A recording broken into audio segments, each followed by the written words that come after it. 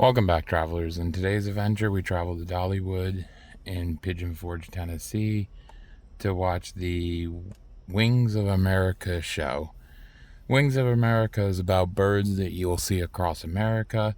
It is put on by the American Eagle Foundation.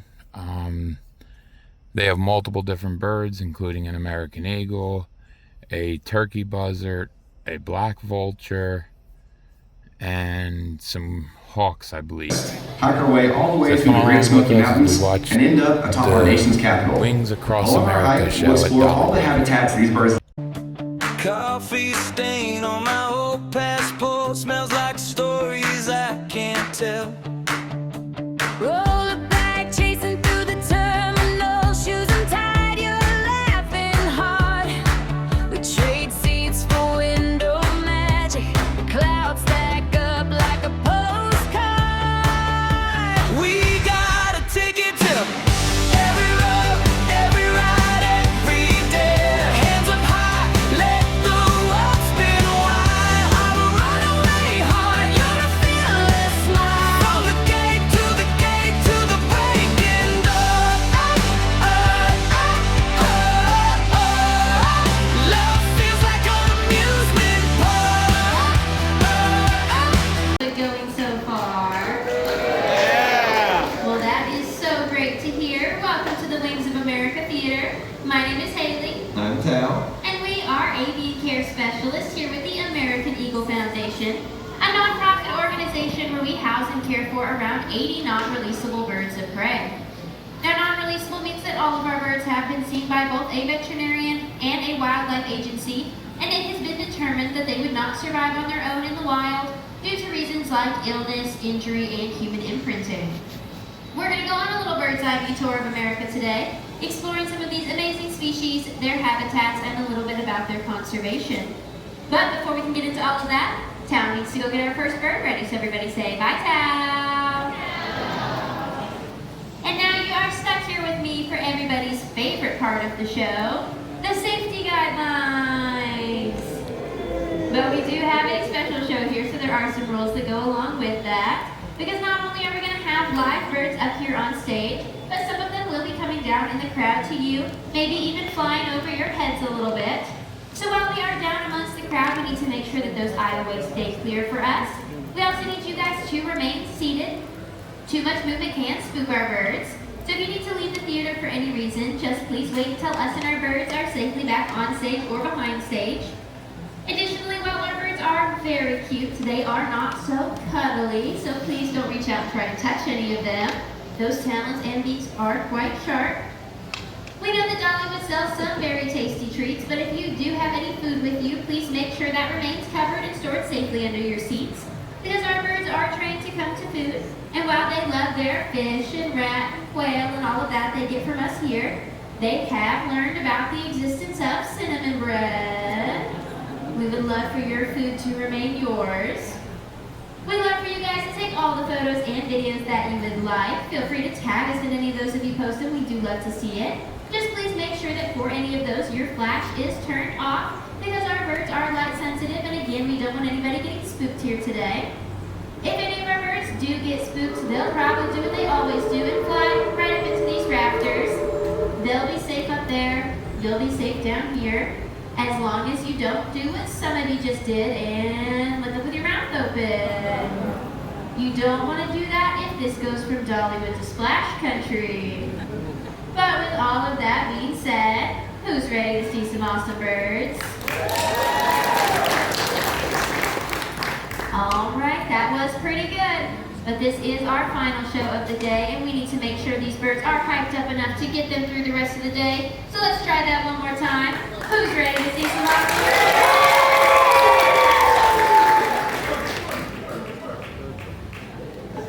Let's head into the Great Plains of the U.S. These lands were once roamed by herds of buffalo. This area is full of huge creatures like bison in large herds, but also tiny creatures hiding beneath the tall grass. The plains are a great place for birds to find small mammals like rabbits and shrews. Birds here must rely on excellent eyesight, spotting prey from a mile away while soaring high in the air. There aren't many trees around, so you might find birds soaring for hours upon hours using air currents. Some birds even rely on their keen sense of smell. Who knows? If you spot a group of raptors circling a large area, there may be something freshly dead you might find.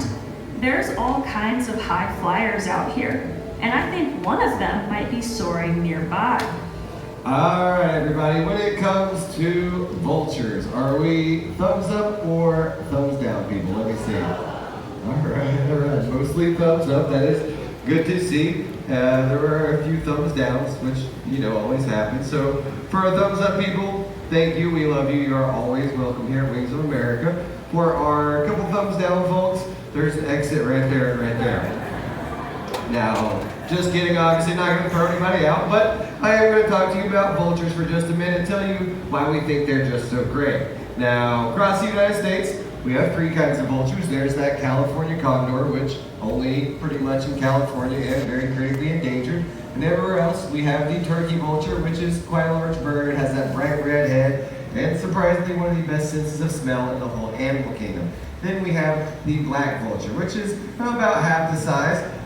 But this one is Bedlam, our black vulture. Now, Bedlam is 6 years old this year, and he's about to fly back and forth across the theater for you guys. And as he does so, I want you to notice some sounds you may or may not hear coming from him. Starting with what you're not going to hear, which are any songs or calls, because vultures don't have any voice boxes or vocal cords, so the only thing you're going to hear from Mr. Bedlam is a bunch of grunts and hisses as he just kind of pushes air out of his throat. Now, what you definitely will hear is probably every flap of his wings as he flies by. That's because out in the wild, vultures don't really need to be silent or sneaky for anything, because everything they're eating is what? Dead, that's right, or carrion as we call it, which is also why he's got this beautiful bald head. So when he's sticking his head down those dead animals, he's not pulling out a bunch of head feathers covered with blood and guts and goo. Now, if you guys look down at his legs, you'll notice they're kind of a bright white color, which not what color his skin is. The reason his legs are white might be something you guys can all relate to, especially on a hot sunny day like today. If you've ever been out there, couldn't quite figure out how to cool down, or too hot and overheated, so you thought, I don't know, maybe I'll try and pee on my legs and see if that does the trick. Alright, okay, a couple of you. Well, that is what these vultures are doing. It is called urohydrosis. The reason they're doing this is because unlike us, these guys cannot sweat. So when they start to get too hot and overheated, they will simply dump that cool liquid all over that hot skin.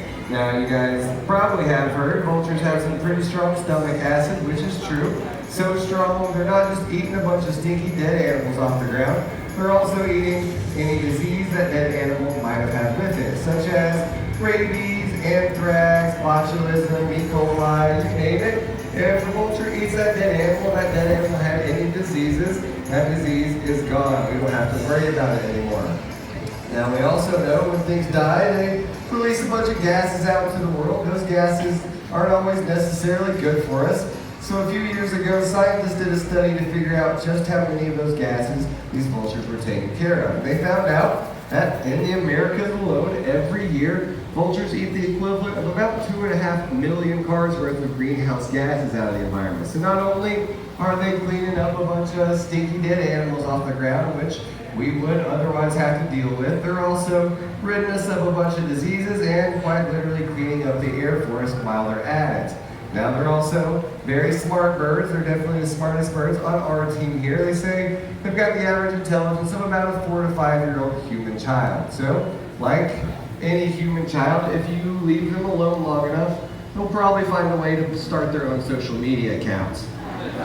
Now, up here on the screen is going to be a couple of our vultures down at headquarters. That first one will take you to George the turkey vulture. Now, George just turned 41 years old this year. He has never been able to fly. He is a very grumpy old man, so there's a lot of funny content on there. And that next one will take you to Bash the black vulture. She's a very sweet, very playful, energetic black vulture, kind of like Bedlam there. So there's a lot of cute content really either way you go if you want to give them a follow. Now hopefully everyone's got a little bit better idea of vultures, because across the world 16 of the 23 species of vulture are either threatened or endangered, mostly because they've got a bad reputation. People think they're gross, they're mean, they're stinky, but now hopefully everyone here's got a little better idea. So what do you guys think about our black vulture Bedlam today?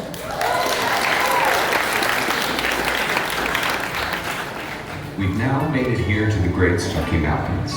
Around here, the forest is very dense, and at times it's hard to see the sky through all the leaves and branches. In this place, everywhere you look, you'll see some kind of wildlife. You'll spot raccoons in the trees, bears and deer walking through the dense brush. You can even find salamanders and snakes along the trails.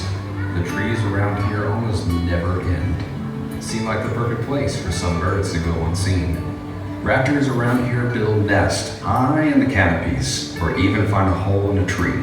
You'll probably walk right by a bird and never know it due to their ability to camouflage into the colors of the forest. It might seem like finding birds around here would be impossible, but I'm sure one of them is hiding in plain sight around here somewhere. All right, who wants to see a big scary bird? Well, that's too bad. This here is Buster. Now, who thinks that Buster is the cutest little baby owl you've ever seen? And who thinks he's the cutest little adult owl you've ever seen? Or who says age doesn't matter? He's owl adorable either way. Buster here is in fact an adult eastern screech owl. Now eastern screech owl, eastern, they are native to the eastern regions of the United States, pretty much anywhere east of the Rockies, including here in Tennessee. The screech part is a little more misleading though, because while he may make some little screeches as I bring him around, his main call is more of a wavering, whinnying sound.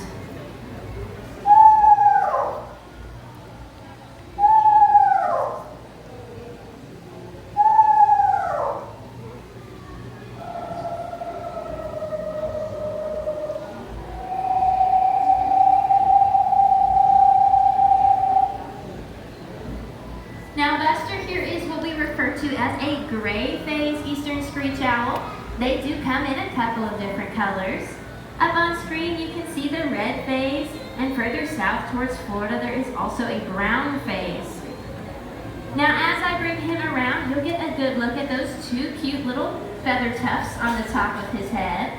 Those are not his ears like a lot of people assume. They're called his plumicorns. His ears are actually just little holes in the side of his head that, like a lot of owl species, are actually asymmetrical. So that means that one of his ears is positioned a little higher up on his head than the other.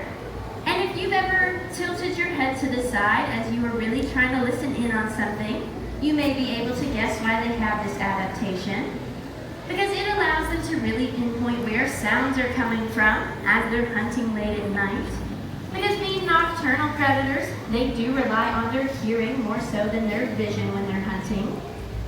So if they're not his ears, what are those lovely little plumicorns for? So they will use them to communicate with each other a little bit, identify each other, but their main purpose is for camouflage. So they will sit up against the bark of a tree, close their eyes, raise those little plumicorns, and that will help break up their silhouette and make them look just like a shaggy little piece of bark. And camouflage is important to these guys because being so small, there are lots of other wild critters out there that think that they would make a tasty little chicken nugget. However, one of the biggest threats to these guys is not so wild at all. It is our cars. All of the eastern screech owls in our collection did come to us due to car collisions. But don't worry, none of them were driving at the time. And that car collision did damage Buster's left eye, causing that retina to detach, and so it was removed for his continued health and comfort. So he is a non-releasable owl and gets to spend the rest of his days with us, getting all of the free food and health care and maid service that he could possibly want. Now, one of the reasons that car collisions are so common with these guys is because of littering. And not just those candy wrappers and drink cups, the things we know we shouldn't be throwing out the car window, but also those biodegradable things, those apple cores and banana peels, because when those are sitting on the side of the road, they attract mice. And that is this guy's favorite snack. So owls are very light sensitive and have what is known as tunnel vision when they lock onto their prey. A lot of you may know that owls are renowned for being able to turn their heads really far around. They have twice as many bones in their neck as we do. So if you had the neck of an owl, you could turn your head to the right and keep turning it until you were looking over your left shoulder. So 270 degrees of rotation. But one of the reasons owls need to be able to do this is because they actually cannot move their eyes from side to side in their head the way that we can. They're fixed, staring straight ahead, so when they want to look to the left or the right, they do have to move their entire head. So when they're locked onto that little mouse on the side of the road, they can't easily glance around to see if those cars are coming. So one thing that you can do to help with the conservation of our screech owls is to not litter. You can also go that extra step and help with those roadway cleanups to get that litter off of our streets. Another thing you can do to help these guys out is to build a nest box. And there is a QR code on screen that will show you how to do that if you would like to. Because owls are cavity nesters, they build their nests in little holes in the tree, but they're not able to make those holes themselves, so they have to find ones hollowed out by rot, made by woodpeckers, or nest boxes made by you and I. And of course, you would love to invite these guys to come and live on your property because they're just so darn cute and you would like to see them more often.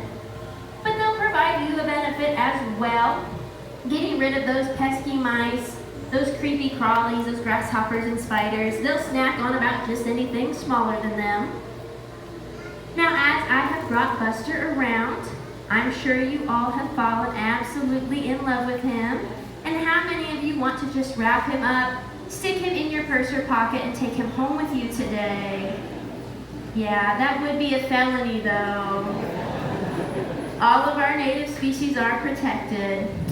But if you need a close approximation, can anybody guess how much Buster weighs? And feel free to shout it out. A pound, 8 ounces, 3.5, 4 ounces. Buster here does come in at a whopping, earth-shattering, arm-crushing, about 5 ounces. So that is about as much as your standard baseball. So if you really need a little Buster of your own, you can take a baseball, cover it in some craft feathers, some googly eyes, or googly eye in his case, and you'll have something pretty similar.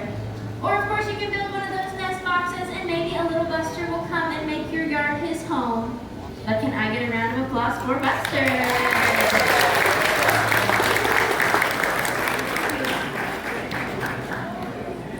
Well, we finally made it. From the deserts, through the golden fields, to the Great Smoky Mountains themselves. We've traveled across this incredible country, and now we're standing right at its heart, the United States Capitol.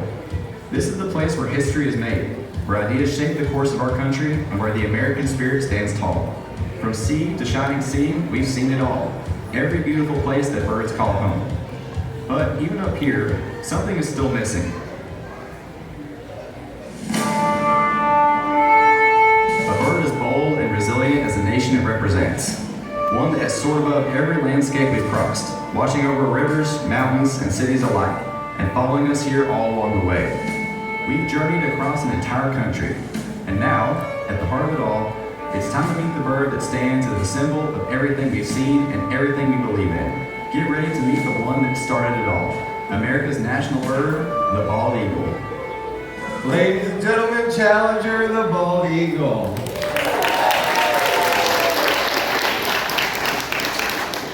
Now, before I get started, I will clear the air, address the elephant in the room. Challenger here is not bald, all right? We know you don't have to come tell us later. Wait for it. Okay, co-workers, am I right? Now, as it turns out, bald just an old English word that meant white-headed that we have poorly translated down the line. So technically, bald eagles are bald. But Challenger here, his story, he was born in 1989, which makes him 37 years old this year, down in Louisiana, okay? A big storm came, knocked him out of his nest. Some nice people found him. They took him in, not knowing what they found. Tried to give him a little love, a little rehab. Tried to release him back out into the wild 2 times. Both times they found him either right back begging for scraps or still just living too uncomfortably close. So they had to go deemed non-releasable because he just wasn't going to make it on his own anymore. Fast forward about a year or so later after that, he made his way up here to us at the American Eagle Foundation, and the rest is literally history. We made this guy the face of our whole foundation. That is him and our logo everywhere. But more importantly, we made him the first ever free-flighted bald eagle in history. And what that means is, prior to 2019, when he had to retire with cataracts, if you ever saw a bald eagle flying over any kind of big stadium or arena for a sporting event, any kind of big college graduation, military ceremonies, even inaugurations up at the Capitol, that was this bird right here. He has been all over this country doing all sorts of really cool things for conservation. He's even got his own Wikipedia page with a list of those accomplishments about a mile long of all the cool stuff he's done. Now, everyone knows bald eagles are the face of patriotism and freedom and liberty, all that good jazz, but they're also the face of conservation success. These guys used to be very critically endangered back in the mid-1900s, mostly due to the chemical DDT, and for reference, they were down to less than 500 nesting pairs in the entire United States. Now, most of that due to that chemical DDT. However, we did ban DDT in 1972, but when we did, these guys didn't quite recover as well as we had hoped or projected, so they needed a little extra help. And foundations like us across the country started what we're calling a captive breeding programs, where we would take these injured, non-releasable adults, let them pair up and breed, hatch those eggs, release them back out into the wild to help repopulate. And up until 2007, when the bald eagle finally came off of the endangered species list, the American Eagle Foundation itself had hatched and released over 200 bald eagles just here in the state of Tennessee, along with over 1,000 other birds of prey just here in the state through those programs. But, like I said, they did come off the endangered species list in 2007, which, as you can imagine, was a pretty huge deal. And guess who was personally invited up to the White House for that ceremony? This guy right here. But even though they're not technically endangered anymore, there's still a lot of things that we're doing as humans to cause these guys to end up right back in human care and rehab. So I'm going to take a second, go over just a few things, make sure everybody's on the same page, because conservation is not just for professionals. It does mean everyone out there having all that information, being able to spread it along to really help these guys stay wild. Now, the first thing is, believe it or not, there are still people out there illegally hunting and poaching these guys out of the sky, which, if you know anybody still out there hunting bald eagles, you can tell them to come meet us out back at the bird show. But the biggest threat we do pose to bald eagles is lead poisoning. Now, in a few states, it's illegal to hunt and fish with lead products. In most, it is still legal, so it's very accessible. And what happens a lot of the time is a hunter makes a kill out there in the woods. They leave the guts, the entrails, laid on the forest floor, and a bald eagle flies along, sees himself a free and easy meal. However, if it has any traces of lead in it, it only takes a piece the size of a grain of rice to kill a full-grown adult. So it's bad news every time. Now, if you're a hunter, you know it, just try and make that switch away from those lead-based products and over to any of the more sustainable alternatives they've come up with. Last thing is, we know bald eagles are water birds. Out in the wild, 85–90% of their diet's just going to be fish if they can help it. So, oftentimes they build their nests right up against the banks of those lakes and rivers. Oftentimes they end up right back in our care because they got caught in some fishing line that was snagged in a tree. Or they're swimming, got their feet stuck on something underwater, or maybe they even caught a fish that had some kind of hook or lead weight still attached to it. So, if you guys are ever out there enjoying your waterways, just make sure you're cleaning up after yourself. And if you're a fisher, definitely make sure you take back everything you brought with you. And of course, there's always river walks, cleanups, things of that nature to really go the extra mile, make sure these guys have their favorite habitat to enjoy. Now, like I said, Challenger had to retire in 2019 because he developed cataracts, right? Couldn't see that well, couldn't fly very straight, couldn't do any more of those big flights, which pretty common in birth of old age. There are a lot of eye issues there. But what's not common is just 2 years ago in 2024, Challenger here received a successful cataract surgery thanks to the nice vets down at UT Knoxville. And they tell us he's back to about 100% vision, and he is definitely regaining his confidence. However, not going to pull him out of retirement, drag him across the country anymore, make him do a bunch of big free flights. So we thought we'll bring him up here to Dollywood, let him spend his retirement in peace and just kind of show off for the people a little bit. And ta-da!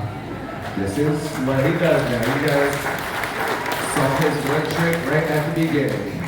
Now, sadly, Challenger is the last bird of the show today. However, not quite over just yet. Haley's going to come back out one more time. Let you guys know a couple ways you can get involved with these birds like Challenger, and then maybe let you have something special at the end for sticking around. All right, everybody, thank you so much for coming to our show. That support means so much to us. If you have fallen in love with these birds and would like to continue to support us or learn more about us, there's a couple of ways that you can do that. First off, this Saturday down at our headquarters location just down the road in Kodak, we are having American Eagle Day. So if you want to come out and see the rest of our bird collection, that's a great time to do it. There'll be food trucks and all kinds of fun stuff, live music going on over there. Up on the screen next to Challenger's face, there is a QR code that will take you to the donation page of our website. If you'd like to check out our website and learn more about us, and also if you want to donate on there. We are a nonprofit organization, so those monetary donations are always super helpful. If cash is more your speed, we do have donation boxes next to the stage here and around Eagle Mountain Sanctuary. So if you have some spare change in your purse, your whole life savings, you know, whatever you brought to Dollywood, those are available. There will also be a QR code on screen that will take you to our TripAdvisor if you just want to donate your opinion. Let us know how we did today, inspire other people to come see us. If you think we did a great job today, just remember that my name is Haley. And if you don't think we did such a great job, you can remember his name is Tao. But lastly, for everyone's favorite price of free, you will all get the chance to come down and get your picture made with the one and only star of Wings of America, Tao. And he will be holding Challenger. So if you would like a picture with Challenger, there's a little line in front of the stage here. If you'll stand there for your picture, you can take a selfie, someone can pop out and take that for you. For those waiting in line, if that line can start at this stump here and run along the front of the stage, so we're staying out of the way of people exiting. And once again, no flash photography, because that does spook Challenger, and no climbing around trying to get up on stage, because that will spook Tao. But thank you all so much for coming. That concludes the fun adventures, travelers. Until our next adventure, like, subscribe, and ring the bell notification to be notified about our future uploads. Thank you for watching.